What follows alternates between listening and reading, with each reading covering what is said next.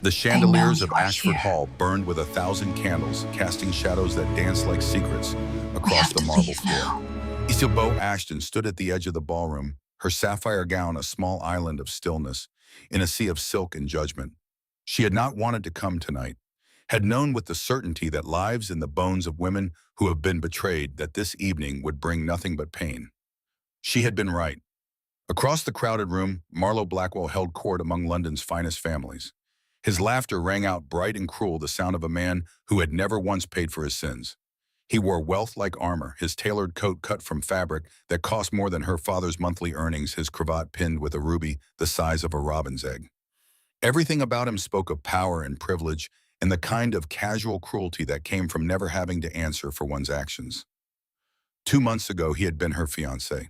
2 months ago, he had stood before witnesses and promised her forever. Then the rumors had started.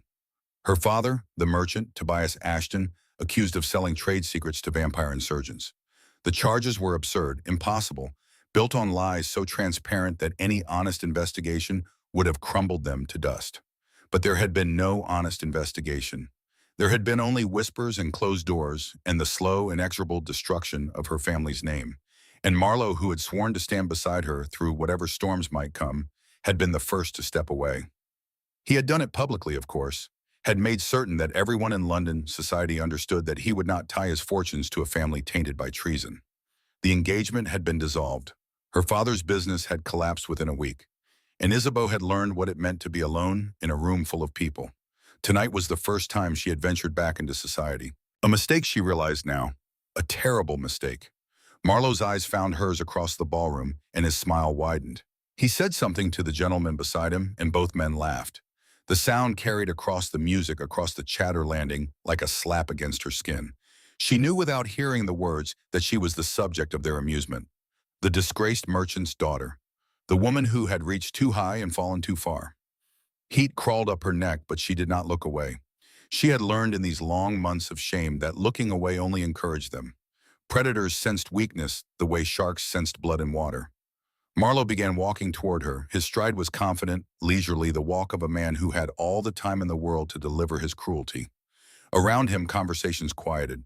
Heads turned. Everyone loved a spectacle, and Marlowe Blackwell always put on a good show. Isabeau's heart hammered against her ribs. Her palms grew damp inside her gloves. Every instinct screamed at her to run, to flee into the gardens and disappear into the darkness. But her feet remained rooted to the floor. Running would only make it worse. Running would confirm every terrible thing they thought about her.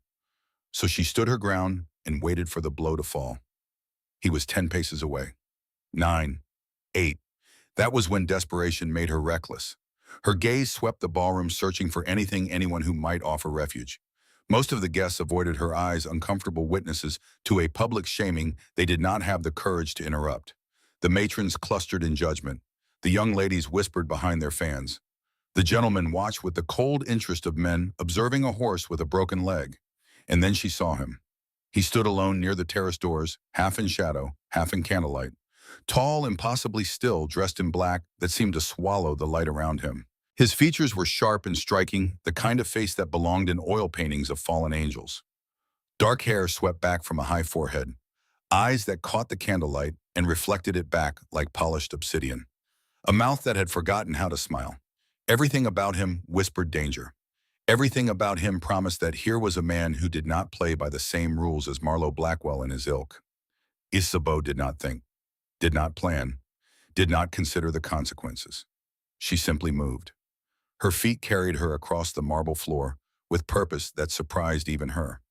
Couples parted instinctively, sensing something in her bearing that demanded passage. Behind her, she heard Marlowe's footsteps falter.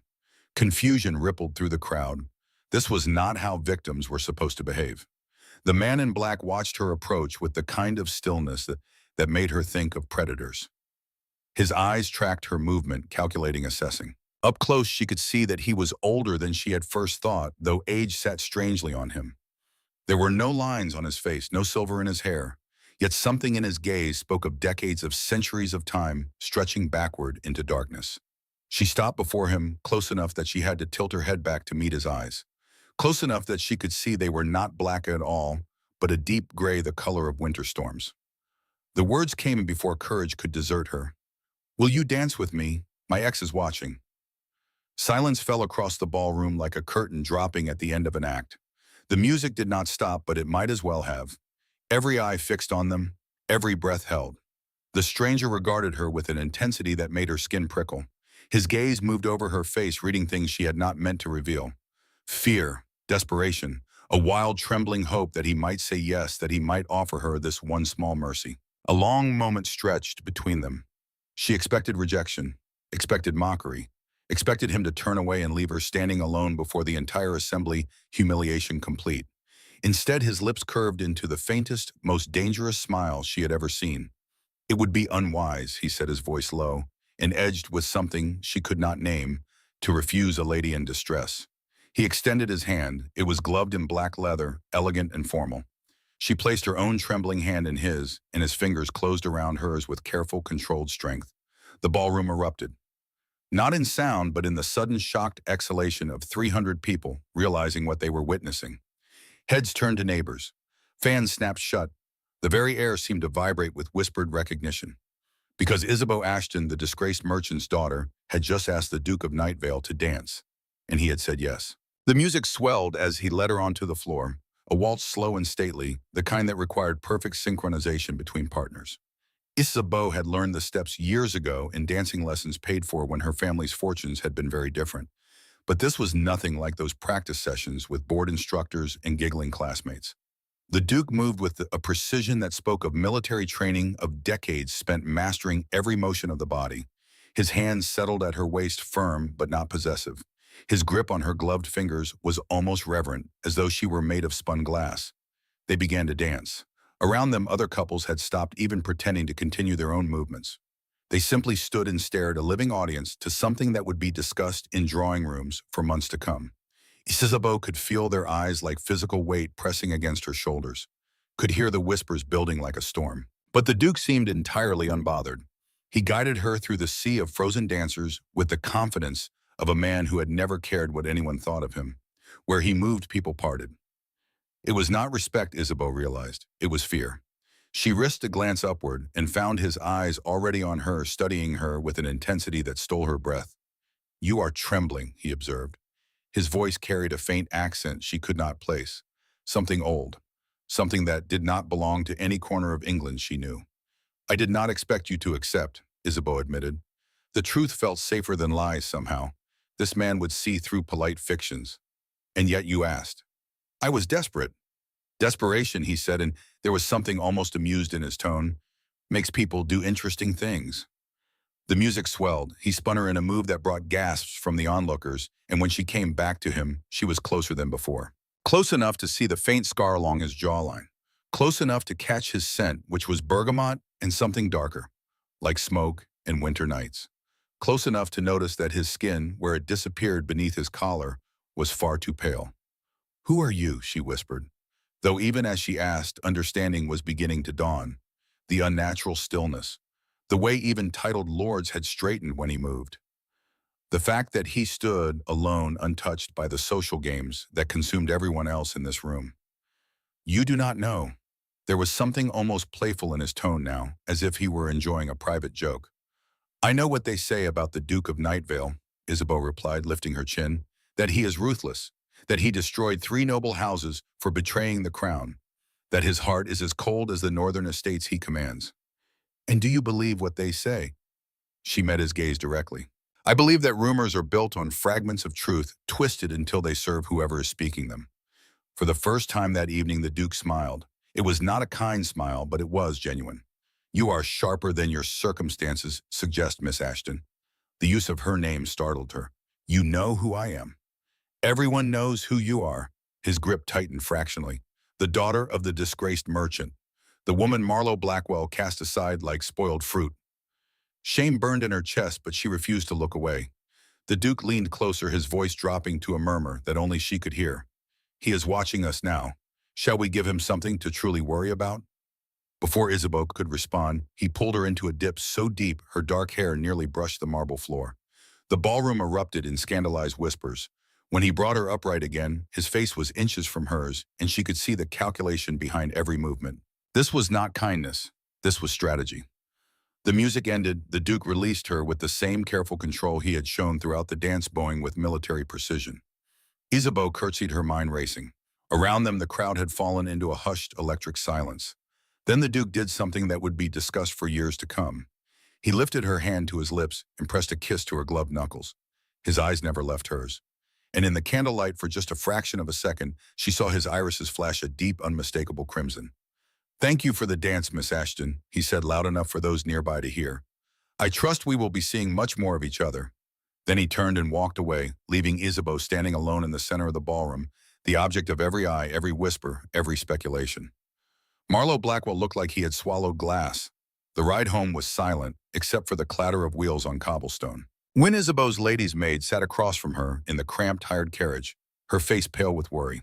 She was young, barely 28, with auburn hair, and the kind of practical competence that had kept Isabeau's household running even as their fortunes crumbled. "Miss Isabeau," Wynne finally ventured, her voice barely above a whisper. "Do you know what you have done?" Isabeau stared out the window at the dark London streets. Gas lamps flickered like dying stars. "I survived. That man is dangerous. I know. They say he is not entirely human. They say he only emerges after sunset. They say many things," Isabeau interrupted gently, "most of which are probably true." Wynne fell silent, but her hands twisted in her lap, betraying her anxiety. Isabeau understood. The Duke of Nightvale was not a man who appeared in polite society without cause. He was a figure from shadows and whispers, from late-night stories told to frighten children into obedience. For 2 centuries, his family had ruled the northern estates with an iron grip that even the crown did not challenge. There were rumors, of course. There were always rumors about families that old, that powerful, that removed from the ordinary concerns of daylight society.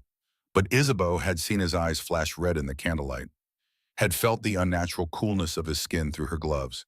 She knew with the bone-deep certainty of prey recognizing a predator exactly what the Duke of Nightvale was. The question was why he had agreed to dance with her. She did not sleep that night. She sat by her window watching the well-lit streets and replaying every moment of that dance in her mind. The way he had moved, the control in every gesture, the intelligence in those storm-gray eyes, and the words he had spoken, "I trust we will be seeing much more of each other." It sounded like a promise, or a threat. She could not decide which. Dawn was breaking when Wynne brought her the morning papers. The scandal sheets were merciless. "Mystery Lady Captures the Frost Duke," proclaimed the Morning Chronicle, using the nickname London society had given to the Duke of Nightvale.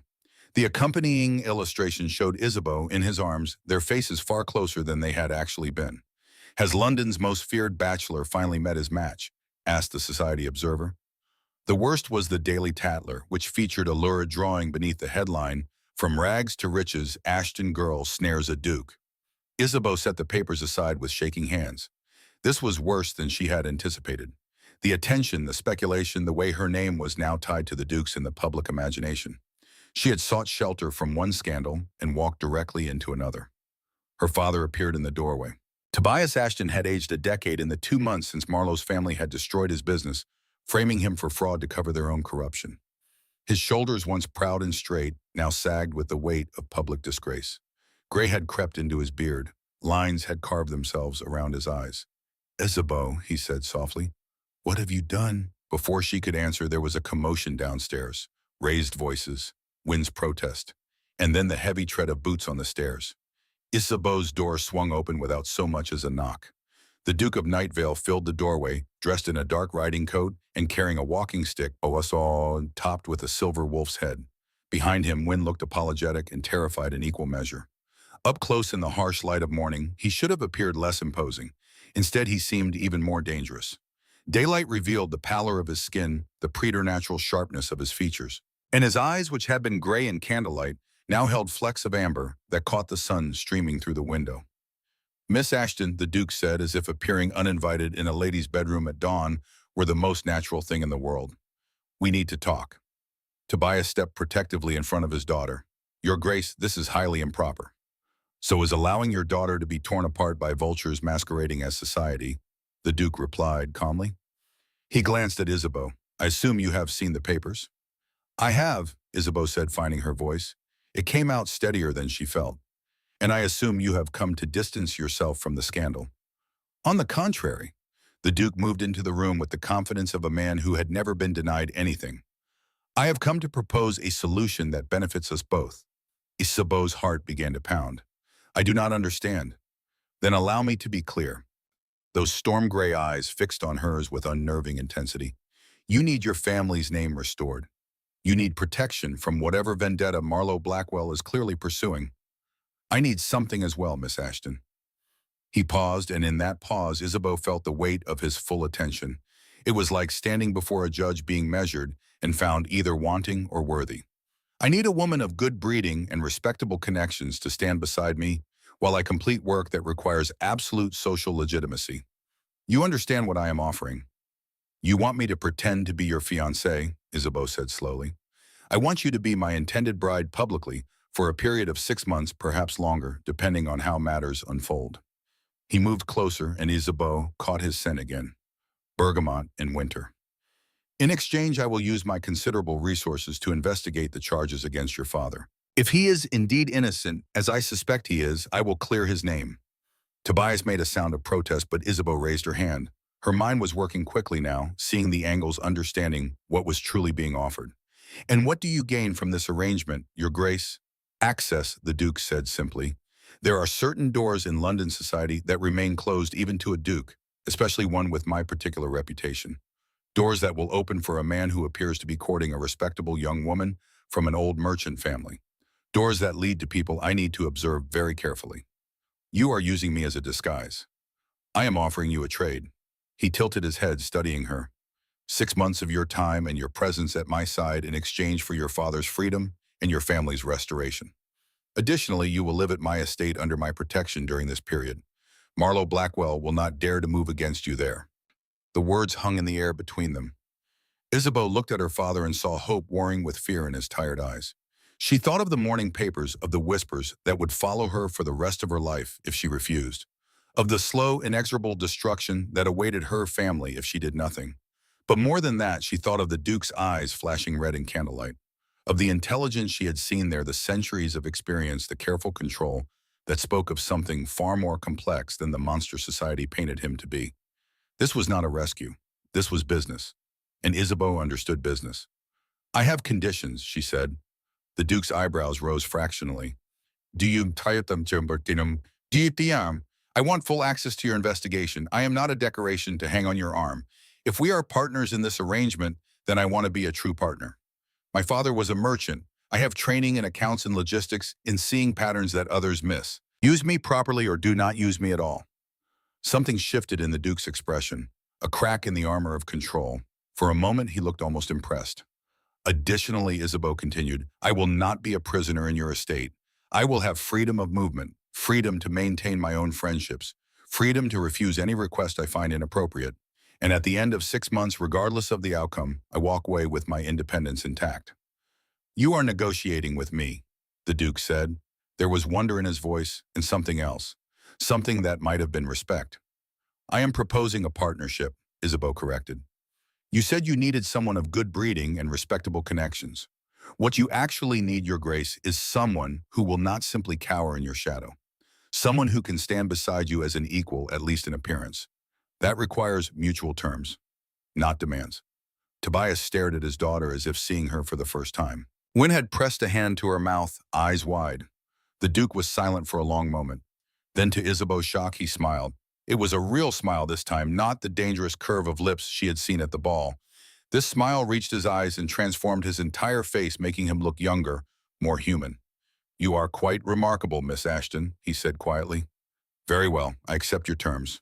You will have full access to my investigation. You will be a partner, not an ornament. And yes, at the end of our arrangement, you will walk away with your independence intact. I give you my word. He extended his hand. Isabeau looked at it for a heartbeat, understanding that this moment was a threshold. Once she crossed it, there would be no going back. Her life would become entangled with this dangerous ancient creature.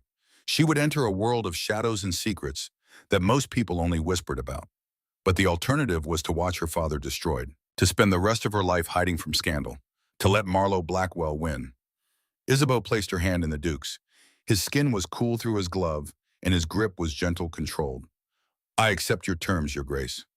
Dorian, he said, If we are to be partners, you should call me Dorian. Then you must call me Isabeau. His smile widened just a fraction. Very well, Isabeau. Pack your things. We leave for Frost Manor this afternoon.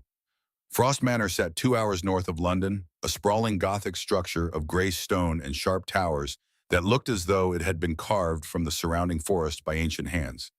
Isabeau watched it emerge through the carriage window as they approached, her stomach tight with apprehension. Dorian had ridden ahead on horseback, leaving her to travel in his private carriage with only Wynne for company. The luxury of the conveyance was staggering. Velvet seats in deep burgundy, silver fixtures that caught the fading afternoon light. Even a small library of books secured in a mahogany case. This was wealth on a scale Isabeau had only imagined, wealth that whispered of centuries rather than generations. It looks like something from a storybook, Wynne murmured, staring at the approaching manor. The kind where terrible things happen. Isabeau could not argue. Frost Manor was beautiful in the way that storms were beautiful, in the way that winter nights were beautiful. Dangerous and compelling, and utterly indifferent to human comfort. The staff awaited them at the entrance, a small army of servants lined up with military precision. A stern woman in black silk stepped forward as Isabeau descended from the carriage. Her hair was iron gray, pulled back in a severe bun. Her eyes were sharp and assessing. Miss Ashton, I am Mrs. Thornwood, the head housekeeper. His Grace has instructed me to make you comfortable. Your rooms have been prepared in the East Wing. And there was something odd about Mrs. Thornwood's skin. It had the same pallor as Dorian's, the same ageless quality. When she gestured for Isabeau to follow her, movements were fluid in a way that seemed almost supernatural. Isabeau's rooms turned out to be a suite that would have housed her entire family comfortably. A bedroom with a four-poster bed draped in deep burgundy velvet. A private sitting room with floor-to-ceiling windows overlooking grounds that stretched into forest beyond. A dressing room large enough to serve as a ballroom. Wynne gasped audibly at the sight. This is too much, Isabeau murmured. His Grace insists his guests want for nothing. Mrs. Thornwood replied, her tone giving nothing away. Dinner is served at 8. His Grace requests your presence. After Mrs. Thornwood departed, Wynne busied herself unpacking Isabeau's meager belongings, which looked almost pathetic in the massive wardrobe. Isabeau moved to the windows, pressing her palm against the cold glass. The sun was setting. Long shadows stretched across the grounds like grasping fingers. In the fading light, she could see the true scale of Frost Manor. It was not just a house, it was a fortress, a kingdom unto itself, and she had just agreed to live here for 6 months. The next 3 days passed in a strange limbo. Isabeau saw Dorian only at dinner, where he was unfailingly polite but distant. He asked about her comfort, inquired about her needs, ensured she had everything required. But he volunteered nothing about himself or the investigation he had promised. During the days, Isabeau explored the estate with growing fascination. The library alone was staggering, floor-to-ceiling shelves containing volumes in a dozen languages, some so old that their pages crumbled at the edges. She found books on law, on trade, on the intricate dance of court politics. Everything she would need to understand the world Dorian inhabited. The gardens were magnificent despite being neglected. Someone had once loved these grounds deeply, had planned each pathway, each fountain, each carefully placed bench. Now they were overgrown, beautiful in their wildness, like a bride who had forgotten to remove her wedding dress. But there was one place Isabeau had been warned quite firmly not to go: the North Wing. Mrs. Thornwood had mentioned it only once in passing, with a tone that brooked no argument. The North Wing is His Grace's private domain. Guests do not enter there. Of course, that only made Isabeau more curious. On the fourth evening, she finally asked. They were seated at opposite ends of a dining table long enough to seat 20, consuming a meal of roasted pheasant and spring vegetables that could have fed a village. Why do you live here alone? Isabeau said, breaking the careful silence. A house this size was built for a family. Dorian set down his wineglass with careful precision. It was built for my family. They are no longer here. I am sorry. Do not be. But his jaw had tightened, and Isabeau knew she had touched something raw. She pressed forward, emboldened by wine and the strange intimacy of dining alone with this formidable man. The North Wing. Mrs. Thornwood said I should not go there. What is in the North Wing? Dorian was silent for a long moment. The candlelight caught the sharp planes of his face, casting half of it into shadow. Then, to her surprise, he stood. Come with me. He led her through darkened corridors, carrying a candelabra that cast dancing shadows on the stone walls. They climbed a spiral staircase that seemed to go on forever, Isabeau's breath coming faster as they ascended. Finally, Dorian pushed open a heavy wooden door and stepped into a circular room. Isabeau followed and her breath caught. It was a family room frozen in time. Portraits covered the walls. A small writing desk sat beneath the window. Toys were scattered across a rug as if waiting for small hands to return. And in the center of it all, dominating the space, was a massive portrait.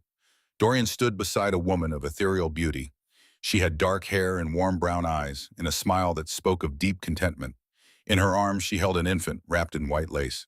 The Duke in the portrait looked younger somehow, despite his ageless features. His expression was open, vulnerable, in a way that the man before her now never allowed himself to be. "Celestine," Dorian said quietly.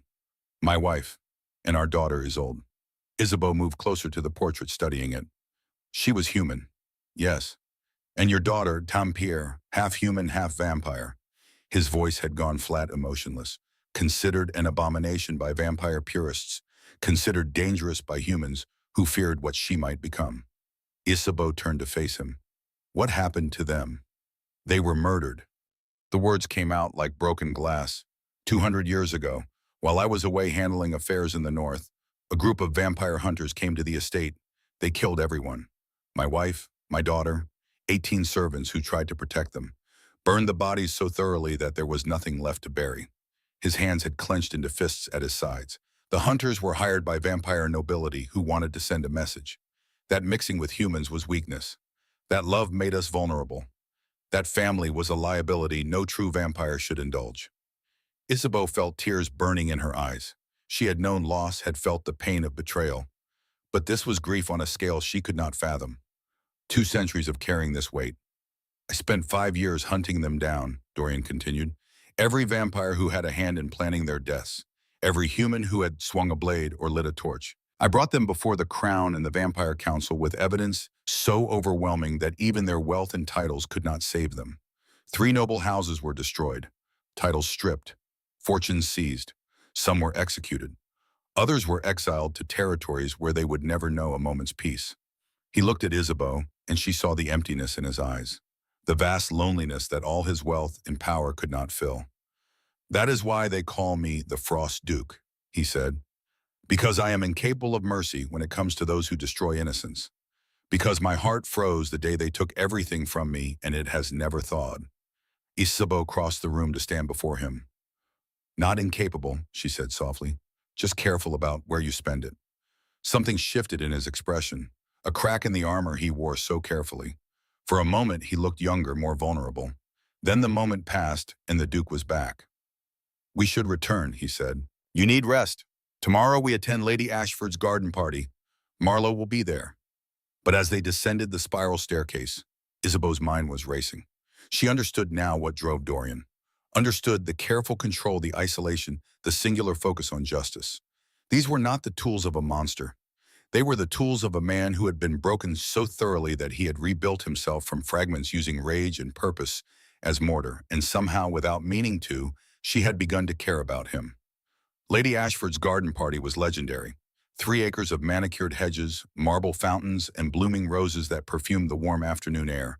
It was the kind of event where reputations were made and destroyed, where marriages were negotiated and scandals were born. Isabeau arrived on Dorian's arm wearing a dress of pale green silk that Mrs. Thornwood had somehow procured overnight. It fit perfectly, making her look like spring itself. She had seen the approval in Dorian's eyes when she descended the stairs of the manor that morning. London society turned as one to watch them arrive. The whispers were a physical thing, a wave of speculation and scandal that followed in their wake. But Dorian seemed unbothered, nodding coolly to acquaintances and guiding Isabeau through the crowd with a possessive hand at the small of her back. They had discussed strategy during the carriage ride. She was to stay close to him, to smile, and appear content to give the gossips exactly what they wanted to see. It should have felt like a performance. Instead, it felt dangerously real. Marlowe Blackwell found them by the rose arbor. He looked older than Isabeau remembered, his handsome face harder, his eyes calculating as they took in the sight of his former fiancée on the Frost Duke's arm. "Your Grace," Marlowe said, his voice dripping with false warmth. "What a surprise to see you at such a frivolous gathering. I would have thought you too busy with your various investigations to attend garden parties." "Lady Ashford is an old friend," Dorian replied smoothly, "and I find myself with more time for social engagements these days." Marlowe's eyes slid to Isabeau. "Isabeau, you look well. Better than I expected given recent circumstances." Before Dorian could respond, Isabeau stepped forward. She had spent 3 days thinking about this moment. 3 days remembering every cruel word, every public humiliation, every way that Marlowe had tried to break her. She was done being a victim. I am well, Marlowe. Thank you for your concern. Her voice was steady, almost pleasant. I must say I was shocked to read speculation about my sudden rise in prospects. From a disgraced merchant's daughter to a duke's intended in a matter of days. One might wonder what promises were made to secure such an advantageous match. She paused, letting the insult hang in the air. But then one might wonder many things. For instance, one might wonder why a man so eager to distance himself from scandal would spend so much energy discussing a woman he claimed to want nothing to do with. But I suppose some people cannot resist the temptation to revisit their failures. Marlowe's face flushed red. Your father is a criminal, Isabeau. That has not changed simply because you have found a powerful man to hide behind. Careful, Dorian said, his voice dropping to a dangerous purr. You are speaking to my intended bride. I take great exception to anyone who insults her. Intended bride. Marlowe laughed, but there was no humor in it. Please, we all know what this is. She is using you for your name and your influence. And you are using her for whatever game you are playing. But let me give you a warning, Your Grace. The Ashton name is poisoned. Association with it will only bring you trouble. I will take my chances, Dorian said. Now, if you will excuse us, I believe Lady Ashford is serving tea. He steered Isabeau away, but not before she caught the look of pure hatred on Marlowe's face. It was the expression of a man who had lost something he thought was rightfully his and would stop at nothing to reclaim it. They found a quiet spot beneath a willow tree away from prying eyes. Isabeau's hands were shaking, adrenaline coursing through her veins. You did well, Dorian said quietly. Better than well. You stood your ground. He frightens me, Isabeau admitted. Not physically, but the way he looks at me, like I am something he owns that has been stolen. Dorian turned her to face him, his hands gentle on her shoulders. Isabeau, look at me. She met his storm gray eyes. Marlowe Blackwell cannot touch you. Not while you are under my protection. I have destroyed men far more powerful than him for far less cause. And my father, your father will be cleared, I promise you this. The way he said it with such absolute certainty made her believe him. They stayed at the party for another hour, playing their roles perfectly. Isabeau laughed at Dorian's dry observations about the other guests. He fetched her tea and stayed close enough that everyone could see the attentiveness of his courtship. By the time they left London, society was convinced the Frost Duke had fallen. That night, unable to sleep, Isabeau found Dorian in the library. He sat in a leather chair before the fire, a glass of brandy in his hand and what looked like a journal open in his lap. He glanced up as she entered, surprise flickering across his features. I could not sleep, she explained. Too much excitement for one day. Join me, he said, gesturing to the chair across from his. I find the fire helps. Isabeau settled into the chair, tucking her feet beneath her dressing gown. They sat in comfortable silence for a while, listening to the crackle of flames. Tell me about them, she finally said. Your wife and daughter. Dorian was quiet for so long she thought he might refuse. Then he began to speak, his voice soft in the firelit room. Celestine was French. She loved gardening and music and terrible Gothic novels. She had a laugh that could fill an entire room. And she was fearless. When she learned what I was, she did not run. She asked me what it felt like to watch the world change while remaining unchanged myself. A ghost of a smile touched his lips. Isolde was only 6 months old when they died. She had her mother's eyes, her laugh. I had so many plans for her future. Wanted to teach her everything. Show her all the wonders I had seen in my long life. His voice broke slightly. After they died, I could not bear to look at this room. I locked it away and did not open the door for 3 years. Now I keep it exactly as it was. A reminder of why I do this work. Why I cannot stop until every person who profits from destroying innocence is found and punished. Isabeau leaned forward. Dorian, what happened to your family was a terrible injustice. But you cannot spend your entire life seeking revenge. I am not seeking revenge, he said quietly. I am ensuring justice. Is there a difference? There has to be. Isabeau stood and moved to his chair, kneeling beside it so she could look directly into his eyes. You are not just existing, Dorian. You are barely living. At some point, you have to let yourself feel something besides anger and purpose. He looked at her, and she saw the war in his expression, the desire to believe her warring with centuries of carefully constructed walls. You are a dangerous woman, Isabeau Ashton, he said finally. You see too much. Someone has to, she replied. And sitting there in the firelight, Isabeau realized something terrifying. This arrangement, this carefully constructed partnership was becoming real. She was beginning to care for this damage-driven man who hid his capacity for love behind walls of ice and duty. She was beginning to fall for him, and if she was not careful, she would lose her heart entirely to the Frost Duke, who had forgotten how to feel. Outside the window, Marlowe Blackwell stood in the shadows, watching the warm glow of the library through the trees. In his hand, he clutched a letter bearing the seal of the royal magistrate.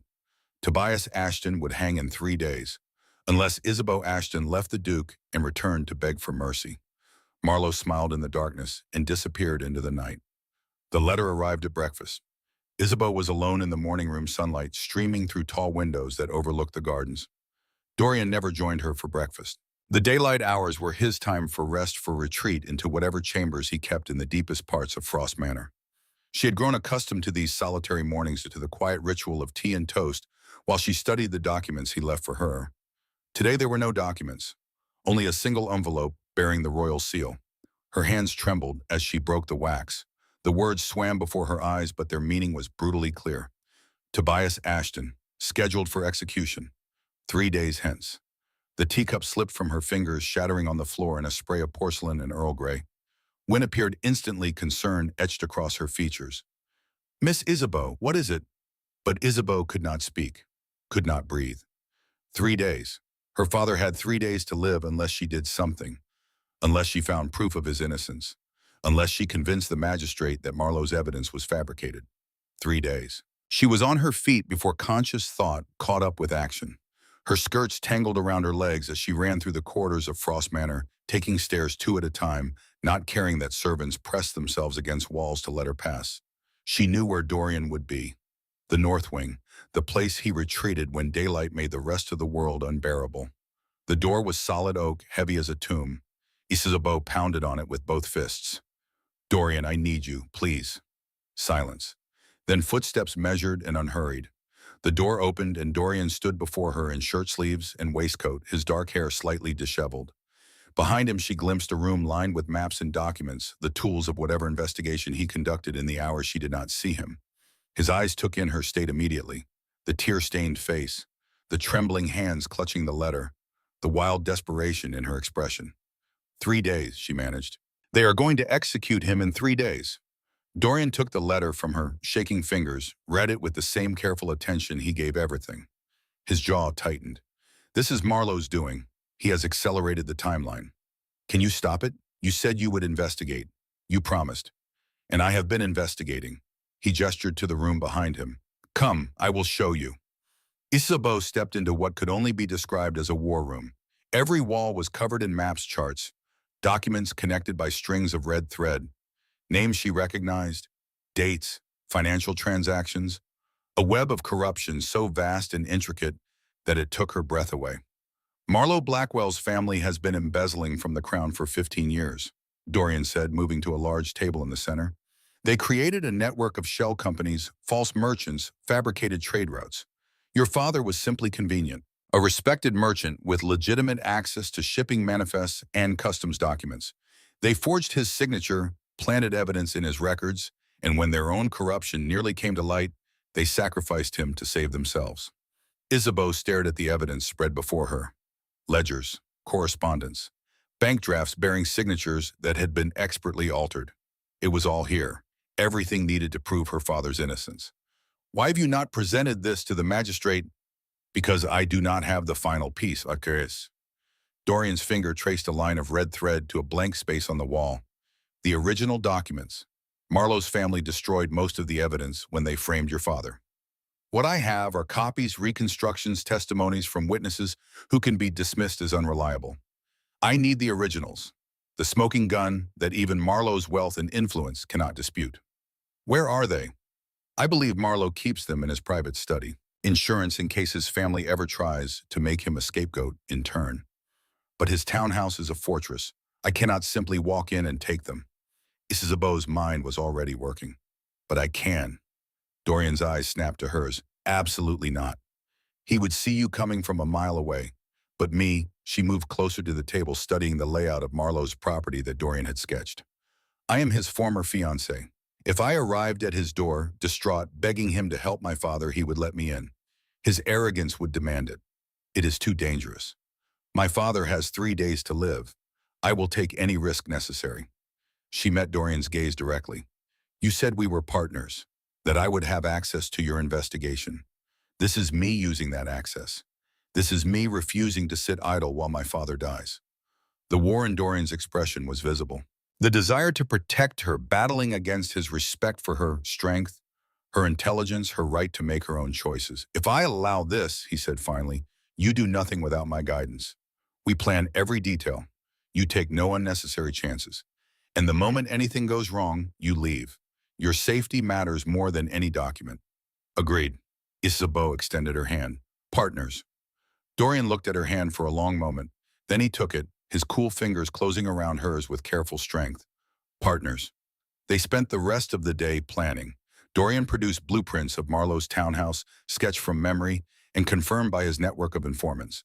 Isabeau studied them until she could navigate every room in her mind. The private study was on the second floor, accessed through a locked door to which Marlowe always kept the key on his person. How am I supposed to get the key? Isabeau asked. Dorian produced a small velvet pouch. Inside were delicate silver tools that gleamed in the lamplight. Lockpicks. I will teach you. For the next several hours, Isabeau practiced on the locks of Frost Manor's various doors. Her fingers were clumsy at first, fumbling with the delicate instruments, but she had her father's gift for mechanical understanding, and gradually the tumblers began to fall into place at her command. Good, Dorian said, watching over her shoulder as she successfully opened a particularly stubborn lock. You learn quickly. I had a good teacher. Their eyes met held. In the lamplight, Dorian's features seemed softer somehow. Less the fearsome duke, and more the man who had loved and lost and built walls around the ruins of his heart. I should not be allowing this, he said quietly. If anything happened to you, nothing will happen to me. I will be careful. I will be smart. And I will come back with the evidence we need. She placed her hand over his. Trust me, Dorian. The way I am trusting you. His fingers turned to lacing with hers. I do trust you. That is what terrifies me. The next morning, Isabeau dressed in a gown of dove gray, the kind a desperate woman might wear when begging for mercy. Wynne arranged her hair in a simple style, no elaborate curls or ornaments. She needed to look humbled, defeated, willing to sacrifice her pride for her father's life. Dorian waited for her in the entrance hall, dressed for riding. Dark coat, dark gloves, every inch the dangerous duke. But when he saw her, something in his expression softened. You do not have to do this, he said. We can find another way. There is no other way. Not in 3 days. Isabeau drew a steadying breath. I am ready. The ride to London was tense and silent. Dorian on his black stallion, Isabeau in the carriage, both of them thinking of all the things that could go wrong. But when they reached the outskirts of the city, Dorian pulled alongside the carriage window. I will be watching, he said, every moment. If you need me, if anything feels wrong, you find a window and you signal. I will come for you. I know. He reached through the window, his gloved hand finding hers. Be careful, Isabeau. I will. Then he was gone, melting into the London crowds on horseback, while her carriage continued toward Marlowe's townhouse. The butler who answered Marlowe's door looked surprised to see her. Miss Ashton, we were not expecting. Please, Isabeau interrupted, letting her voice break convincingly. I must speak with Mr. Blackwell. It is urgent. It concerns my father. The butler's expression softened with what might have been genuine sympathy. He showed her to a drawing room decorated in the ostentatious style Marlowe favored. Too much gilt, too many mirrors, everything designed to impress rather than to comfort. Marlowe appeared within minutes, dressed in a smoking jacket, clearly having been disturbed from his afternoon leisure. When he saw Isabeau, his expression cycled through surprise, suspicion, and finally settling on smug satisfaction. Isabeau, what an unexpected pleasure. He moved to pour himself a brandy, not offering her any. To what do I owe this visit? My father, she said, and the tears that came were real, born of genuine fear. They are going to execute him in 3 days. Please, Marlowe, I am begging you. If you ever cared for me at all, help him. Marlowe swirled the brandy in his glass, watching the amber liquid catch the light. Help him how? The evidence against him is overwhelming. The evidence is false. You know it is false. Your family framed him to cover their own crimes. Careful, Isabeau. Accusations like that could be considered slander. She moved closer, hating every step but forcing herself forward. I will do anything. Anything you ask. Just please help my father. Anything. Marlowe's eyes gleamed. Even leave the Frost Duke. Even come back to me where you belong. Isabeau felt bile rise in her throat, but she nodded. Yes, even that. Marlowe set down his glass and crossed to her close enough that she could smell the brandy on his breath, the pomade in his hair. His hand came up to cup her chin, tilting her face toward his. You look so pretty when you beg, he murmured. I had forgotten how much I enjoyed that. Every instinct screamed at her to pull away, to strike him, to flee. But she held herself still, tears streaming down her face, playing the role of the desperate, broken woman. I need to think about this, Marlowe said, finally releasing her. Such a decision cannot be made lightly. Perhaps you should stay for dinner. We can discuss terms. Of course, Isabeau whispered. Whatever you wish. Good. Make yourself comfortable. I have some business to attend to first. He moved toward the door, then paused. Do not wander, Isabeau. I would hate for you to get lost in this big house.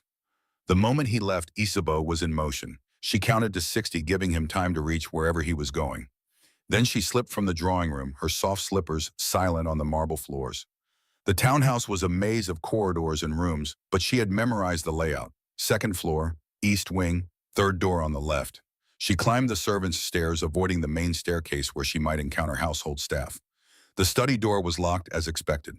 Isabeau withdrew the lockpicks from the small pocket sewn into her dress, her hands steadier than she had any right to expect. The first pick slipped. The second caught. She felt the tumbler give her the soft click that meant success. The study was exactly as Dorian had described. Dark wood paneling, shelves of leather-bound books that probably had never been read, and in the corner a massive desk with locked drawers. Isabeau went to work on the drawers, moving from left to right. The first three contained ordinary correspondence, household accounts, nothing incriminating. The fourth drawer stuck. She applied more pressure to the pick, felt resistance. Then it opened. Inside was a leather portfolio tied with black ribbon. Isabeau's hands shook as she untied it, as she spread the documents across the desk. And there they were, the originals. Shipping manifests bearing her father's forged signature.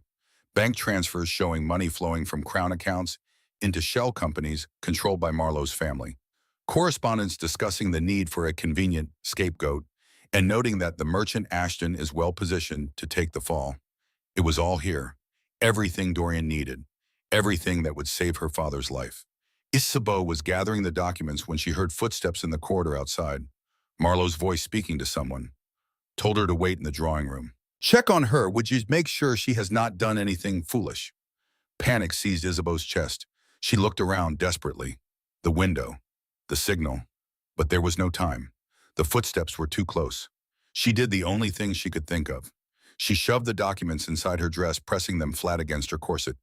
Then she moved to the bookshelf and pulled down a random volume, opening it as if she had simply been browsing.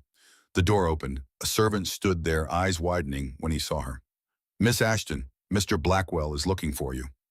I apologize, Isabeau said, keeping her voice steady through sheer force of will. I was trying to find the water closet and got turned around. This house is so much larger than I remembered. The servant's expression was skeptical, but he gestured for her to follow. This way, miss. He escorted her back to the drawing room where Marlowe waited with arms crossed and suspicion written across every feature. I thought I told you not to wander. I am sorry, I was looking for the facilities and lost my way. Isabeau kept her hands folded demurely, the documents pressed against her ribs, feeling as obvious as a brand. Could he see them? Could he tell something was wrong? Marlowe studied her for a long moment. Then he moved closer, and Isabeau's heart nearly stopped as his hand reached toward her waist. But he was only guiding her to a chair. Sit. We have much to discuss. For the next hour, Isabeau endured the most excruciating conversation of her life. Marlowe outlined his terms. She would leave the Duke immediately, would publicly renounce any claim to his protection, would return to Marlowe and become his wife within the month. In exchange, he would see what he could do about her father's situation. No promises, of course. But he would try. Every word was poison. Every condition another chain designed to bind her back into the cage she had escaped. But Isabeau nodded and agreed and played the role of the defeated woman, all while the stolen documents pressed against her skin like a second heartbeat. Finally, mercifully, Marlowe released her. Think about my offer. You have until tomorrow evening to decide. After that, well, I cannot be held responsible for what the courts decide. The carriage ride back to Frost Manor was the longest of Isabeau's life. Every jolt in the road made her certain the documents would slip free. Every glance from the driver made her think she had been discovered. But she made it through the gates up the drive into the entrance hall where Dorian waited. He took one look at her face and dismissed the servants with a gesture. The moment they were alone, Isabeau pulled the documents from her bodice, holding them out with shaking hands. I got them. Everything you needed. It is all here. Dorian took the portfolio, his fingers brushing hers. Are you hurt? Did he? He did nothing. I'm fine. I was careful just as you taught me. The adrenaline was leaving her system, now replaced by trembling exhaustion. We can save my father now, cannot we? Yes. Dorian set the documents aside and pulled her into his arms, his embrace careful and controlled, but undeniably comforting. You were magnificent, brave beyond measure. You saved him, Isabeau. You saved your father. She let herself collapse against his chest, let herself feel the relief and the terror and the overwhelming sense that she had just crossed a line from which there was no return. This was no longer a business arrangement. This was personal. This was real. And Dorian was holding her as if he would never let go. The documents were delivered to the royal magistrate the next morning by Dorian's own hand. Isabeau waited at Frost Manor, pacing the length of the library, while Wynne tried unsuccessfully to coax her into eating breakfast. When Dorian finally returned, his expression told her everything she needed to know. The execution has been suspended. The magistrate is reviewing the evidence. He has agreed to postpone any action against your father until a full investigation can be conducted. Isabeau's knees went weak with relief. Wynne caught her elbow, steadying her. How long will the investigation take? Weeks, perhaps months, but the magistrate is honest. When he sees what we have provided, he will have no choice but to acknowledge your father's innocence. Dorian moved closer. You bought us time, Isabeau. Now we use that time to ensure justice is done properly. Over the following week, Isabeau threw herself into the investigation with renewed purpose. She spent hours in Dorian's war room cross-referencing documents, finding connections he had missed. They worked together through the long evening hours, Isabeau reading aloud from ledgers while Dorian made notes. Their heads bent close over candlelit documents. Sometimes their hands would brush, reaching for the same paper. Sometimes their eyes would meet across the table and hold for just a moment too long. During the days while Dorian rested, Isabeau walked the gardens. The overgrown pathways called to her, begging to be restored. She began with small efforts, clearing weeds from around a fountain, pruning dead branches from rose bushes. The physical labor was soothing, gave her hands something to do while her mind worked through the puzzle of the investigation. Mrs. Thornwood found her one afternoon, dirt on her hands and a smudge across her cheek. His Grace asked me to fetch you for dance lessons, the housekeeper said. Dance lessons. For the masquerade ball, His Grace has decided to revive the tradition. It will be held here at Frost Manor in 2 weeks' time. Isabeau's heart leaped. A ball, here. The perfect opportunity to present their evidence to society, to force the magistrate's hand with witnesses from both the crown and the vampire nobility. She cleaned her hands and went to find Dorian in the music room. He stood beside a gramophone, winding the mechanism with careful precision. A masquerade, she said from the doorway. My mother started the tradition 2 centuries ago. She believed masks allowed people to be honest in ways they could never be face to face. He looked up at her. Marlowe will come. He cannot resist the opportunity to see us, to look for weaknesses. And when he comes, we will be ready. The music began, a waltz sweet and melancholy. Dance with me, Dorian said, extending his hand. A real dance. No audience, no strategy, just us. Isabeau placed her hand in his and let him pull her close, closer than propriety allowed. Close enough that she could feel the coolness of his skin through his shirt, could smell bergamot and winter. They began to move, and this time it was different from the ball. This time there was no calculation, no carefully constructed performance. This was simply 2 people finding rhythm together, learning to trust the other's lead. You are thinking too much, Dorian murmured against her temple. Stop counting steps. Feel the music. Isabeau let herself relax into his embrace, following the subtle pressure of his hand, the shift of his weight. They moved together through the dusty room as afternoon light slanted through windows, painting everything gold. Why did you really agree to help me, she asked softly, at the ball, when I asked you to dance? Dorian was silent for a moment, considering. Because you were brave enough to ask for help when you needed it. Because you looked at the most feared man in the room and saw possibility instead of danger. He spun her gently. And because something in your eyes reminded me of Celestine, not in appearance, but in the way you refused to let the world break you. I feel broken sometimes, Isabeau admitted. So do I, but perhaps that is the point. Perhaps we break so we can rebuild ourselves into something stronger. The music ended, but they did not move apart. They stood in the center of the room, Isabeau's hands still in Dorian's, his arms still around her waist. The silence stretched heavy with things neither dared to say. Isabeau. His voice was rough. There is something you should know, something I should have told you before we began this arrangement. Before he could continue, Mrs. Thornwood appeared in the doorway, her expression urgent. Your Grace, forgive the interruption. There is a matter requiring your immediate attention. Dorian released Isabeau with visible reluctance. We will continue this conversation later. But later never came, because what Mrs. Thornwood had to tell him changed everything. Isabeau was in her room when Dorian found her that evening. One look at his face told her something was terribly wrong. What is it? She demanded. Wynne, he said. Your lady's maid. She has been informing Marlowe of your activities, sending him reports of everywhere you go, everyone you speak with, every document you have examined. The words hit like a physical blow. Wynne. Her friend, her confidant, the one person she had trusted without reservation. I do not believe it. I have proof. Dorian produced letters in Wynne's handwriting, detailing Isabeau's comings and goings, noting when Dorian was away from the manor, reporting on which rooms Isabeau had access to. Isabeau sank onto the edge of the bed, the betrayal cutting deeper than she would have thought possible. Why would she do this? Marlowe threatened her family, a younger sister who works in service. Wynne was trying to protect her. Dorian knelt before Isabeau, his hands covering hers. She is downstairs now in my study if you wish to speak with her. Isabeau found Wynne exactly where Dorian had said, pale and trembling, tears streaming down her face. The moment she saw Isabeau, she fell to her knees. Miss Isabeau, I am so sorry. I never meant. He said he would have my sister dismissed without reference. She would starve. I had no choice. There is always a choice, Isabeau said quietly. But even as the words left her mouth, she knew they were not entirely fair. How many impossible choices had she herself faced these past months? How far would she have gone to protect her own father? She knelt down beside Wynne, taking the maid's shaking hands in her own. What else did you tell him? What else does Marlowe know? Everything, Wynne whispered. About the documents you stole, about the masquerade ball, about your work in His Grace's investigation room. She looked up with red-rimmed eyes. But Miss Isabeau, there is something else.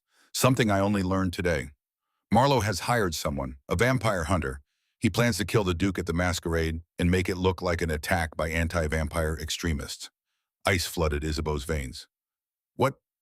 He said it to another man while I was serving them tea. They thought I could not hear, but I did. The hunter is already in London, already preparing. The plan is to strike during the masquerade when there are witnesses to see a tragic assassination of a vampire lord. Dorian, who had been standing in the doorway, moved forward. Did you hear a name, any detail about this hunter? Wynne shook her head miserably. Only that he specializes in killing old vampires, the difficult ones, and that Marlowe is paying him a fortune to ensure your Grace does not survive the night. Isabeau's mind raced. They could cancel the masquerade, lock down the manor, refuse to let Marlowe anywhere near them. But that would mean abandoning their plan. Letting Marlowe win, giving up their best chance to clear her father's name and expose the corruption. We proceed as planned, Isabeau said, surprising even herself with the certainty in her voice. Both Dorian and Wynne stared at her. Absolutely not, Dorian said. If Marlowe has hired a hunter, then we will be ready for him. Isabeau stood, pulling Wynne to her feet. Wynne has given us the advantage of knowledge. We know the attack is coming. We can prepare, set our own trap. She turned to Dorian. You said we were partners. This is me refusing to run. This is me choosing to fight. Something shifted in Dorian's expression. Pride, fear, reluctant admiration. You are either the bravest woman I have ever met or the most foolish. Perhaps both. Isabeau managed a smile. But I am not leaving you to face this alone. We finish this together or not at all. To Wynne, she said, you will continue to feed Marlowe information. But from now on, it will be information we want him to have. False intelligence about the manor's defenses. Misleading details about where Dorian will be during the masquerade. You will become our double agent. Wynne's eyes widened. You are not dismissing me. You made a terrible mistake, but you came to us with the truth when it mattered most. Isabeau squeezed her hand. Everyone deserves a second chance, Wynne. Wynne burst into tears again, but this time they were tears of gratitude. I will not fail you again, Miss Isabeau. I swear it. The next 10 days were a whirlwind of preparation. The masquerade became the center of everything, the stage on which their entire plan would play out. Invitations were sent to every influential family in London, both human and vampire. The manor was transformed, rooms polished until they gleamed, gardens cleared and strung with lanterns. But beneath the surface, preparations, darker plans took shape. Dorian brought in his most trusted guards, vampires who had served his family for centuries. They studied the manor's defenses, identified vulnerabilities, planned countermeasures for every possible attack. Isabeau worked with them, seeing patterns and gaps that even experienced warriors missed. Through it all, Winfed carefully crafted misinformation to Marlowe. That Dorian would be in the main ballroom at midnight, that the manor's north entrance had minimal security, that Isabeau would be wearing a blue gown and a swan mask. None of it was true. 5 days before the masquerade, Mrs. Thornwood requested an audience with Isabeau. They met in the conservatory surrounded by plants that had somehow continued growing despite years of neglect. "There is something you should know," the housekeeper said, her ageless face grave, "about the hunters who killed the Duke's wife and daughter 2 centuries ago." Isabeau's attention sharpened. "What about them?" "They were hired by vampire nobility." "Yes, but the contact who arranged everything, the human intermediary who facilitated the assassination, was a man named William Blackwell, Marlowe's great-great-grandfather." The words hung in the air like poison. "The Blackwell family has been profiting from the vampire-human conflict for generations," Mrs. Thornwood continued. "They position themselves as defenders of human interests while secretly stoking the flames of war. Celestine and Isolde were killed because the Duke's mixed family threatened the narrative that vampires and humans could never coexist peacefully." Isabeau felt sick. "Does Dorian know?" "He has always known. It is why he agreed to help you so readily. Your father was framed by the same family that destroyed his. In helping you, he seeks justice not just for your family, but for his own." "Why did he not tell me?" "Perhaps because he wanted you to choose to help him for your own reasons, not out of pity or obligation." Mrs. Thornwood's expression softened slightly. "Or perhaps because he has grown to care for you more than he ever intended, and cares too much to use your pain as leverage." Isabeau found Dorian in the North Wing that night. He sat before the portrait of his lost family, a glass of untouched brandy in his hand, lost in memories of centuries past. "You should have told me," she said from the doorway, "about the Blackwells, about what they did to Celestine and Isolde." Dorian did not turn around. "Would it have changed anything?" "No, but I deserve to know the full truth of what we were fighting against. I wanted you to fight for your father, not for my ghosts." Isabeau crossed the room to stand beside him, looking up at the portrait of the woman who had loved this complicated, damaged man. "I fight for both. For my father's life. For your family's memory. For every innocent person the Blackwells have destroyed in their pursuit of power and profit." She took his hand, lacing her fingers through his. "And I fight for us, Dorian. For whatever this is becoming between us. For the possibility that maybe, just maybe, we can both find something beyond revenge and survival." He turned to her, then his storm-gray eyes intense in the candlelight. "Isabeau, you should understand something. I am not human. I am not capable of giving you the life you deserve. Children, grandchildren, growing old together, watching sunsets. I am not asking for those things. I am asking for you, exactly as you are. Even knowing what I am, what I have done, the darkness I carry. Especially knowing all of that." She reached up to touch his face, her palm against his cool cheek. "You are not your grief, Dorian. You are not your vengeance. You are the man who taught me that strength and gentleness can live in the same heart. Who showed me that monsters are made by choices, not by nature." For a long moment, they simply looked at each other. Then Dorian did something Isabeau had never seen before. He pulled her into his arms and held her, truly held her, with no calculation or control. Just the desperate embrace of someone who had been alone too long, finally allowing himself to need another person. "I am afraid," he whispered into her arm. "I lost everything once. I cannot bear to lose it again."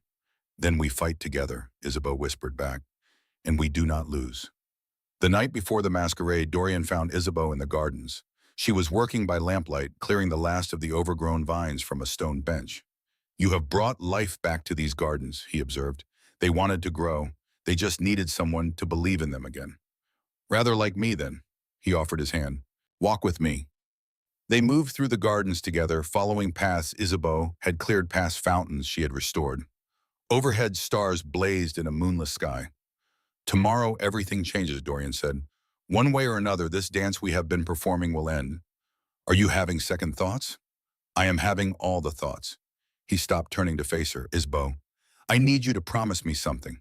If the attack comes, if Marlowe's hunter makes his move, you get yourself to safety. You do not try to protect me. I cannot promise that. Isabeau, no. She stepped closer. We are partners, remember. That means I do not abandon you when things become dangerous. It means I stand beside you and we face whatever comes together. You could die. So could you. But we will not. Because we are smarter than Marlowe, more prepared than he realizes, and we have something he does not. What is that? People who actually care about us. Isabeau smiled. Wynne is loyal now. Mrs. Thornwood would die before she let harm come to you. Your guards respect you not from fear, but from genuine devotion. And she paused, gathering courage. I care about you more than I ever thought possible. Dorian's hand came up to cup her face, his thumb brushing across her cheekbone. I thought I had forgotten how to feel this, how to want someone beside me not as a tool or a shield, but as an equal, a partner. A friend, Isabeau suggested. More than a friend. His voice dropped to barely a whisper. So much more. And then he kissed her. It was gentle at first, almost hesitant, as if he were afraid she might shatter. But when Isabeau responded, when her arms came around his neck and she pressed closer, the kiss deepened into something that stole her breath and made her dizzy. This was not the controlled, calculated Duke of Nightvale. This was Dorian, the man beneath the title, allowing himself to feel for the first time in 2 centuries. When they finally broke apart, both breathing hard, he rested his forehead against hers. Whatever happens tomorrow, he said, I need you to know, you have given me something I thought was lost forever. Hope, the belief that there might be life beyond duty and vengeance, that I might deserve happiness again. You do deserve it, Isabeau whispered. We both do. They stood together in the garden as stars wheeled overhead, 2 broken people who had found in each other the possibility of becoming whole again. Tomorrow would bring the masquerade, would bring Marlowe and his hunter and the final confrontation that had been building since the moment Isabeau asked a stranger to dance. But tonight they had this, each other, and the fragile, fierce hope that love might be stronger than centuries of hate. The night of the masquerade arrived wrapped in mist that rolled across the grounds of Frost Manor like a living thing. Isabeau stood at her window watching carriages begin their procession up the long drive, their lanterns bobbing like fireflies in the gathering darkness. 200 guests, both human nobility and vampire aristocracy. The king himself would be in attendance, though his presence would remain secret until the moment demanded revelation. Everything they had planned, for everything they had risked, would be decided in the next few hours. Wynne fastened the final clasp on Isabeau's gown. Not the blue silk and swan mask they had told Marlowe to expect. Instead, she wore deep crimson velvet that seemed to shimmer between red and black, depending on how the light caught it. Her mask was formed of delicate silver filigree, shaped like frost-touched leaves, a deliberate echo of the Frost family crest. She looked like someone who belonged beside a vampire duke. She looked dangerous. You are ready, Miss Isabeau, Wynne said softly. There were tears in the maid's eyes. I have never seen you look more beautiful. Or more fierce. Isabeau squeezed her hand. Thank you, Wynne, for everything, for coming back to us when it mattered most. I will be watching tonight. If you need anything at all, you give the signal. The signal was simple. Isabeau would remove her mask. That single gesture would bring Wynne and a dozen hidden guards running. But Isabeau had no intention of removing her mask. Tonight she intended to see this through to the end. She descended the grand staircase to find Frost Manor transformed into something from a dream, or perhaps a beautiful nightmare. Every chandelier blazed with 1,000 candles. The ballroom had been opened, its walls hung with mirrors that multiplied the light until the room seemed to extend into infinity. Flowers she had helped plant weeks ago now bloomed in massive arrangements, their scent heavy and sweet. And at the bottom of the stairs, Dorian waited. He wore formal black tailored to perfection, but it was his mask that stole her breath. Carved silver in the shape of a wolf, elegant and predatory, it transformed him into something from ancient legends. When he saw her, he went absolutely still. Isabeau, her name was a prayer on his lips. You are magnificent. We match, she observed, noting how her frost leaf mask complemented his wolf. Yes. His eyes behind the mask held promises of things to come, battles to be won together, a future they would build with their own hands. We do. He offered his arm, and together they entered the ballroom. The crowd fell silent as they appeared. Every masked face turned toward them, human nobles in bright silks and elaborate disguises. Vampire aristocracy in darker fabrics and more subtle masks. The divide between the two groups was visible even here, decades of distrust and fear creating invisible walls down the center of the room. But when Dorian and Isabeau moved onto the dance floor when the orchestra began to play, and they swept into the opening waltz, something shifted. They had practiced this dance 100 times in the empty music room, learning each other's rhythms, building trust with every step and turn. Now before witnesses, they danced with a synchronization that seemed almost supernatural. Dorian's hand at her waist was sure and steady. Isabeau's trust in his lead was absolute. They moved as one being two halves of a whole, and the message was unmistakable. Human and vampire. Together, equal, unafraid. Other couples began joining them on the floor. First the braver ones, then more until the invisible divide began to blur. A human gentleman bowing to a vampire lady. A vampire lord offering his hand to a merchant's daughter. Small bridges being built in the space of a single dance. Isabeau caught glimpses of familiar faces as they spun. Mrs. Thornwood standing at the edge of the ballroom, her expression watchful and proud. Wynne moving through the crowd with a tray of champagne, her eyes constantly scanning for threats. And there, partially hidden behind a pillar, a figure in royal livery who could only be the king's representative. Everything was in place. Now they simply had to wait for Marlowe to make his move. He arrived late fashionably, so wearing a crimson devil's mask that seemed entirely too appropriate. With him came a group of human nobles, the ones who had grown wealthy from the conflict between species. They entered the ballroom like an invading force, their laughter too loud, their movements too aggressive. Marlowe's eyes found Isabeau immediately. Even through his mask, she could feel the weight of his stare, the possessive fury of a man who believes something had been stolen from him. The music ended. Dorian bowed to Isabeau with perfect courtly grace. "Are you ready?" "I am. Remember, no matter what happens, you stay safe. You promise me." "I promise to stay beside you," Isabeau corrected gently. "That is exactly what I intend to do." Before Dorian could respond, Marlowe was approaching across the polished floor, his entourage trailing behind. "Your Grace," Marlowe's voice carried across the ballroom, pitched to draw attention. "How generous of you to open Frost Manor for this spectacle. I had thought these halls were closed forever after the tragic deaths of your previous family." The crowd went silent. This was a direct attack, a public challenge to Dorian's honor. Around them, guests drew back, creating a circle and arena. Dorian's expression behind his mask revealed nothing. "Mr. Blackwell, how kind of you to accept my invitation. Though I confess surprised that you found time in your busy schedule, I understand you have been quite occupied lately with legal matters." Marlowe's jaw tightened. "Legal matters that were resolved in my favor. Unlike some families, the Blackwells know how to weather scandal." "By creating it for others, you mean?" Isabeau stepped forward, her voice clear and steady. "Tell us, Marlowe, how many families have the Blackwells destroyed to cover their own corruption? How many innocent men have hanged while your family profited?" Gasps rippled through the crowd.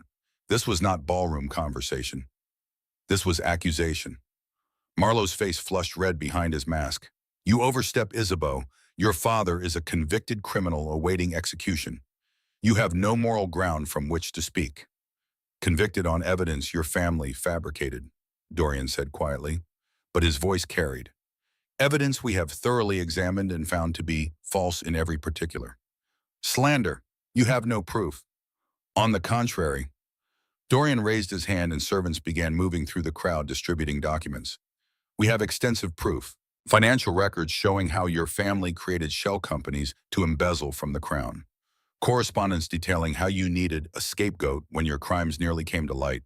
Shipping manifests bearing Tobias Ashton's forged signature." The crowd erupted in whispers. Guests examined the documents with growing shock. Isabeau watched as understanding spread through the ballroom like fire as the carefully constructed lies began to crumble. "These are forgeries," Marlowe declared, but his voice had lost its certainty. "Manufactured by the Duke to discredit me. The documents are originals." A new voice cut through the chaos.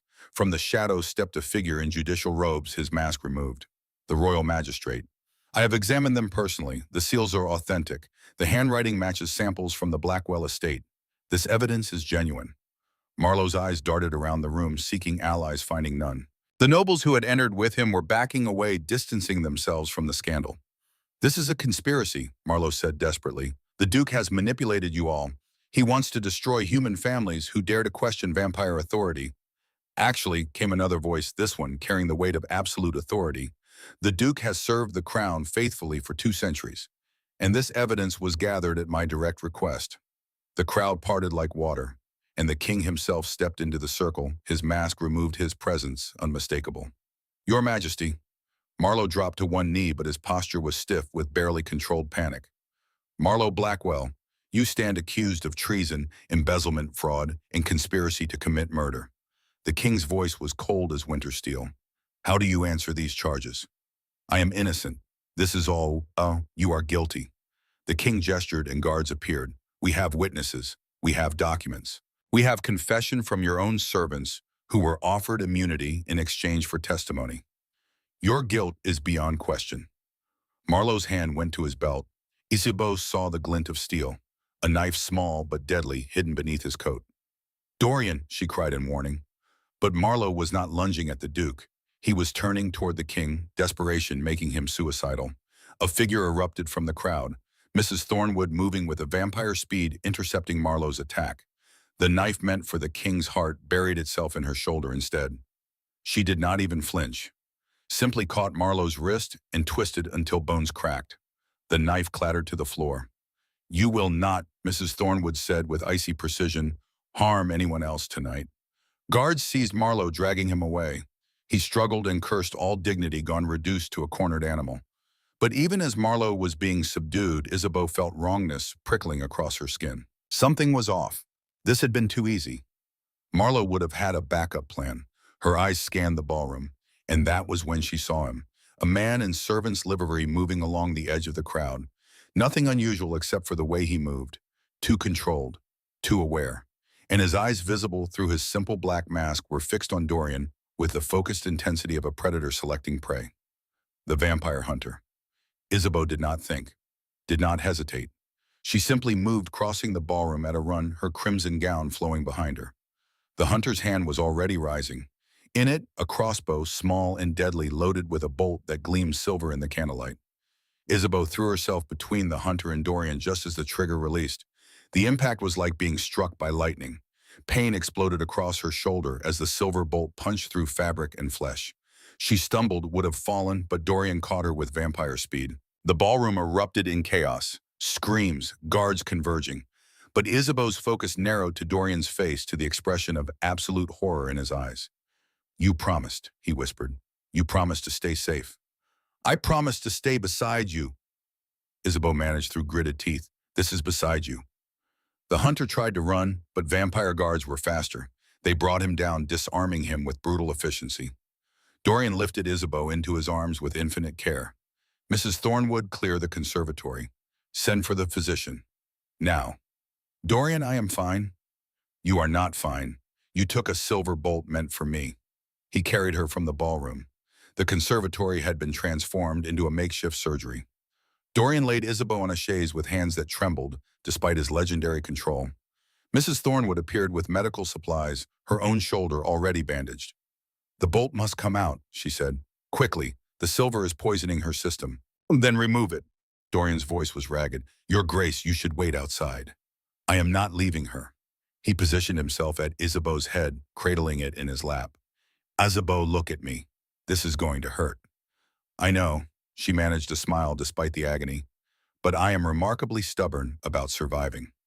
Mrs. Thornwood worked with vampire precision. Then her fingers closed around the bolt. On 3, she said. On. She pulled on 1. The world went white with pain. Isabeau heard someone screaming and dimly realized it was her own voice. Dorian's hands held her steady, his cool touch the only anchor. Then it was over. The bolt was out. Mrs. Thornwood was applying pressure, packing the wound with herbs that burned. She will live, the housekeeper declared. The bolt missed anything vital. She will have a scar, but she will heal. Dorian's forehead pressed against Isabeau's, his breath coming in ragged gasps. You foolish, brave, impossible woman. You could have died.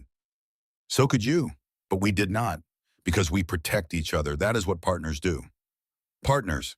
He laughed, but it sounded close to crying. You are so much more than a partner, Isabeau. I know. She reached up with her good hand to touch his face. So are you. They returned to the ballroom an hour later, Isabeau's shoulder bandaged beneath a shawl. The guests had not departed. If anything, the crowd had grown. The hunter knelt in the center, surrounded by guards. Beside him, Marlowe. Both men looked diminished, now their schemes exposed. The king stood before them, his expression carved from ice. "Josiah Crane," he said, addressing the hunter, "you are wanted in 4 kingdoms for the murder of vampire nobility. Did you truly believe you could walk into my realm and commit such an act?" The hunter said nothing. "And you, Marlowe Blackwell, not content with treason and embezzlement, you hired this man to assassinate the Duke of Nightvale during a royal function, an act that would have sparked war between human and vampire populations." The king shook his head.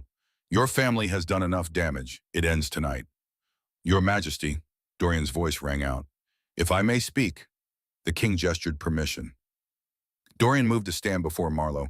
Isabeau felt his hand tighten around hers. This was the moment. The confrontation he had been building toward for 2 centuries.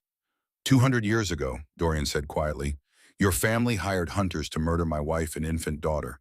They killed them because our family represented something the Blackwells could not profit from. Peace, understanding. The possibility that humans and vampires might live together without fear. Marlowe's face had gone gray. "I did not know. Your great-great-grandfather knew.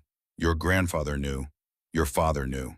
And you continued their work, destroying innocent families to maintain your empire built on hate." Dorian's eyes had gone crimson. "I have spent 200 years hunting those responsible. And now I have you, the last of the line, the final piece of justice I have been seeking." He leaned closer. "It would be so easy to kill you, to make you pay with blood for blood, to finally balance the scales." Isabeau felt the rage in him, 2 centuries of grief and fury seeking release. One word from her and he would strike, would become the monster everyone feared. She knew this, and she also knew what it would cost him. Isabeau stepped forward, placing herself between Dorian and Marlowe. She met those crimson eyes, saw the darkness threatening to consume the man she loved. "Do not," she said softly, "do not let him turn you into what they claim you are. Do not sacrifice your honor for revenge. He deserves death. He deserves justice. There is a difference." She raised her voice so the entire ballroom could hear. "Marlowe Blackwell has committed crimes against the crown, against innocent families, against the peace we are trying to build. Let him face justice for those crimes. Let the law decide his fate, not rage, not revenge." She turned to address the king. "Your Majesty, I ask for a proper trial, for all the evidence to be heard, for witnesses to testify. Let the truth be known, not through violence, but through justice." The king regarded her thoughtfully. "Miss Ashton, you were nearly killed tonight protecting the Duke, yet you argue for mercy toward the man who hired your assassin. I argue for justice, Your Majesty, not mercy. Marlowe Blackwell should face every consequence of his actions. But those consequences should come from the courts, from the law." She looked back at Dorian. "Because we are better than that. We have to be better, or we are no different from them." The silence stretched. Then Dorian took a shuddering breath and the crimson faded from his eyes. When he spoke, his voice was steady. "She is right, as she so often is." He stepped back from Marlowe. "I want justice, Your Majesty. Proper justice. A trial that exposes every crime the Blackwell family has committed. I want the truth known, not buried with a corpse." The king nodded slowly. "Very well. Marlowe Blackwell, Josiah Crane, you will be held in the tower pending trial. The evidence will be examined by the courts. And if you are found guilty, as I suspect you will be, you will face punishment appropriate to your crimes." Guards dragged both men away. When they were gone, the king turned to address the assembled guests. "Tonight we have seen the worst of what fear and greed can produce. But we have also seen something better. We have seen courage, partnership, the possibility of a future where humans and vampires stand together against corruption rather than divided by it." He gestured to Dorian and Isabeau. "The Duke of Nightvale and Miss Isabeau Ashton have demonstrated what true nobility looks like, not in titles or bloodlines, but in actions, in choices." From the crowd, a vampire lord stepped forward. "The Vampire Council recognizes Frost's service, and we acknowledge Miss Ashton's courage. This alliance between them is blessed by our order." A human duchess emerged from the opposite side. "The human houses recognize the injustice done to Tobias Ashton. We call for his immediate pardon and restoration of his good name." The king raised his hand. "It is done. Tobias Ashton is hereby pardoned of all charges. His name is cleared. His property and business are to be restored fully." He looked at Isabeau. Your father is free, Miss Ashton. Isabeau's knees went weak. Free. Her father was free. Everything they had fought for it had worked. Justice had prevailed. Dorian caught her as she swayed his arms strong and steady around her. We did it, he murmured. You did it. We did it, she corrected. Together. The king smiled. And now I believe we have a masquerade to continue. Music. The orchestra began playing again. Slowly guests returned to dancing. The crisis had passed, and life somehow continued. Dorian led Isabeau onto the dance floor, moving carefully because of her wounded shoulder. They swayed together, barely moving, just holding each other, while the world spun around them. You stopped me, Dorian said, from becoming the monster they feared, from throwing away 200 years of restraint for a moment of revenge. You would have stopped yourself eventually. I just helped you remember who you are. Who I am with you, he corrected. You make me better, Isabeau. You make me want to be better. They danced until the candles burned low and guests began departing. And when the last carriage had rolled away, when Frost Manor was finally quiet, Dorian led Isabeau to a place she had never seen before. It was a private ballroom, smaller than the grand one, hidden behind doors she had thought were storage. Moonlight streamed through floor-to-ceiling windows, illuminating a floor inlaid with silver stars. This was Celestine's favorite room, Dorian said quietly. We would dance here in the early mornings after balls ended. Just the two of us with no audience, no expectations. He took a breath. I have not brought anyone here in 200 years, but tonight I want to bring you here. I want to ask you something I never thought I would ask anyone again. From his coat, he withdrew a small box. Inside was a ring, not ostentatious, just a simple band of silver set with a stone the color of starlight. Isabeau Ashton. This started as an arrangement, a trade of mutual benefit, but it became something neither of us expected. It became real. It became everything. He knelt. Will you marry me not as part of a plan or a scheme, but as my true partner, my equal, my love? Will you? Wow. Isabeau looked down at him. 2 months ago, she had been broken and desperate. 2 months ago, she had asked him to dance simply to escape humiliation. Now she was being offered forever. Yes, she whispered. Yes, I will marry you. As your partner, your equal, your love. He slipped the ring onto her finger, then rose and pulled her into his arms. They kissed with the worry of people who had fought for their happiness and won. And then they danced slowly, tenderly, to music only they could hear. 3 months later, Isabeau Ashton became Isabeau Frost in a ceremony that made history. The first official marriage between human nobility and vampire aristocracy, blessed by both crown and council. Held at twilight in the gardens of Frost Manor. Her father walked her down the aisle, tears streaming down his face. Tobias Ashton fully pardoned, his business restored and thriving. Wynne stood as her attendant. Mrs. Thornwood watched from the front row, her ageless face soft with something that might have been joy. And at the end of the flower-lined aisle, beneath an arbor, woven with white roses and dark ivy, Dorian waited. He looked younger somehow, as if happiness had stripped away some of the centuries. His smile when he saw her was pure and unguarded. The ceremony was beautiful. Traditional vows mixed with new ones they had written themselves, promises of partnership and equality, and choosing each other every day. When the officiant pronounced them married, when Dorian kissed her before witnesses from both worlds, the cheer that rose up was genuine celebration. Because this was more than a wedding. This was a bridge between two worlds. This was proof that fear could be overcome, that old wounds could heal, that love was stronger than centuries of hate. The years that followed were not without challenges. But Isabeau and Dorian faced them together, building alliances, changing laws, slowly reshaping society into something better. Frost Manor became a sanctuary. Orphans of both species found homes there. Isabeau established a foundation dedicated to healing the rifts between communities. Dorian became the crown's official mediator between species. 5 years after their wedding, Isabeau stood in the north wing, watching sunlight paint the walls gold. In her arms was a baby girl with dark hair. At her feet, a boy of 3 played with wooden blocks. 2 more children sat at the writing desk. 4 children total, not born of her body, but chosen by her heart. You honor their memory, Dorian's voice came from the doorway. Isabeau turned to find her husband watching the scene with wonder. I honor their possibility, Isabeau corrected. Celestine and Isolde deserve to live and grow and be happy. We cannot give them that, but we can give it to others. She gestured to the portrait of Dorian's first family. I want to commission a new portrait. Of all of us, to hang beside this one. Not to replace it, but to show that love does not end. It transforms. Dorian crossed the room, one arm around her waist, the other hand gentle on the baby's head. You have given me more than I ever thought possible. Not just happiness, but purpose beyond revenge, family beyond memory. We gave each other those things, Isabeau said. That is what partnership means. The boy at their feet looked up. Papa, come play. Dorian the Frost Duke knelt on the floor to stack blocks with a human child who called him Papa. That evening, an artist arrived to begin work on the new portrait. Dorian at the center, Isabeau beside him, the four children arranged around them, and in the background, the gardens of Frost Manor in full bloom. As the artist worked, as the children grew restless, as Dorian caught Isabeau's eye, and they shared a look of perfect understanding, the old portrait watched over them. Celestine and Isolde, forever young, forever loved. Not replaced, not forgotten, but honored by the family that had been built in their memory. Outside, night fell. Frost Manor glowed with lamplight. Guests began arriving for dinner, a mix of human and vampire friends who gathered weekly. Wynne appeared.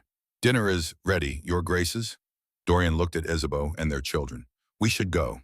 Isabeau took his hand. Come, our guests are waiting. They walked down the stairs together, children racing ahead. Behind them, the portraits watched. The old and the new. The lost and the found. The grief and the healing. Some love stories end, but others transform, growing stronger through trial and hardship, building something beautiful from broken pieces. In the drawing rooms of London, they still told the tale. The disgraced merchant's daughter who asked the Frost Duke to dance. The vampire lord who said yes, and how that single moment of brave connection had changed everything. And on quiet evenings when the children were asleep and the house was still, they would return to the private ballroom, the one with the silver stars, and they would dance without music, without audience. Will you dance with me? Isabeau would ask, echoing that first desperate question, and Dorian would smile and take her hand and answer, always, for as long as you will have me. Then we will be dancing for a very long time, Isabeau would reply, and they would sway together in the moonlight, vampire and human duke, and merchant's daughter, two broken souls, who had found in each other the courage to be whole again. The story that began with a desperate waltz had become a lifetime of choosing each other. Not perfect, but real.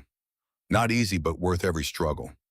Some dances end, theirs was just beginning. One dance at a time, one choice at a time, one moment of courage at a time. Together, forever.